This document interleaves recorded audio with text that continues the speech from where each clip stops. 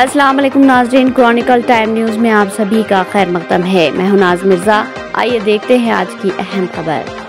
ఎక్కడ ఉంది ఎక్కడ ఖర్చు పెంచకుండా దుబారా మొత్తం తగ్గించి ముఖ్యమంత్రిగా ఎక్కడికి పోయినా నాకు ప్రత్యేక విమానం తీసుకొని పోవచ్చు.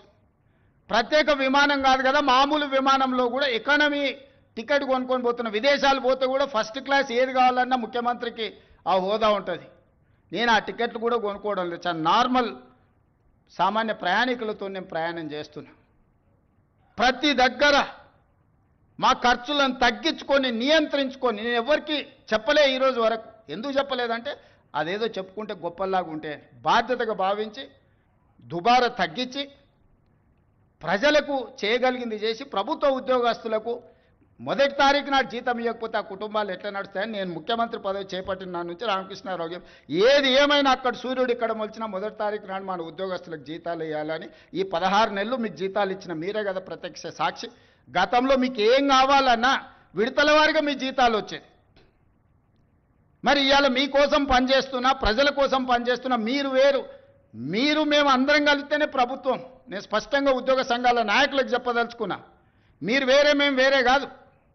మీరు మేము కలిసి 99% ప్రజలకు మంచి చేయడం కోసం మనం ఇక్కడ ఉన్నాము. మనం సమరం చేయడానికి ఇక్కడ లేం. ప్రజల మీద యుద్ధం చేసిన వాళ్ళు ఎవరు బాగుపడ్డోళ్ళు లేరు. ప్రజలు ఊరుకుంటారా? ప్రజల మీద యుద్ధం చేస్తే ఎవరి మీద యుద్ధం చేస్తారు? ఈ 9 లక్షల మంది ప్రభుత్వ ఉద్యోగులు అందరూ కలిస్తే, మీరు మేము అందరం కలిస్తేనే ప్రభుత్వం. మనందరం కలిసి పనిచేస్తేనే పేదలకు మేలు జరుగుద్ది. రాజకీయ నాయకులు రాజకీయ పార్టీల చేతుల్లో పావులుగా మారకండి అని చెప్పి నేను ప్రభుత్వ ఉద్యోగ సంఘాల నాయకులకు విజ్ఞప్తి చేస్తున్నా.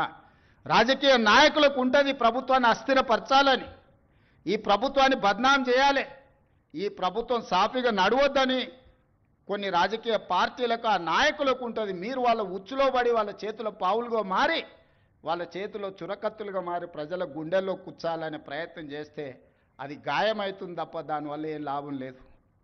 నన్ను కోసినా కూడా 18,500 కోట్ల రూపాయల కంటే ఎక్కువ ఆదాయం లేదు. ఏం చేస్తారా నన్ను చెప్పురు ఉద్యోగ సంఘాల నాయకులను అడుగుతున్నా, ఏం చేస్తారు? నన్ను కోసుకుంటే తింటారా? వండుకొని తింటారా? ఏం చేస్తారు? లేదు, ఉన్నదే 18,500 కోట్లు. ఎట్లా వంచుదామో చెప్పండి.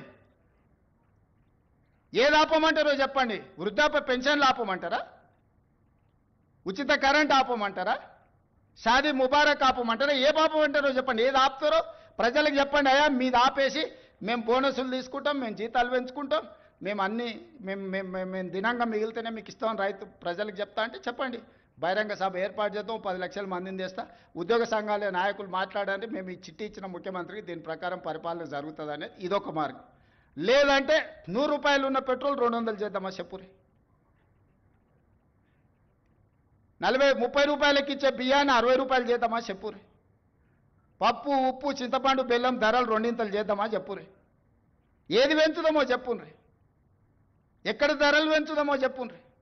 ధరలు పెంచకుండా, ఉన్న పథకాలను ఆపకుండా కొత్త కోరికలు నెరవేరవు. కొత్త కోరికలు కోరుకొని మనము నిరసనలో, ధర్నాలో, దీక్షలో, బందో చేస్తే ఉన్న వ్యవస్థ కూడా కుప్పగూలుతుంది.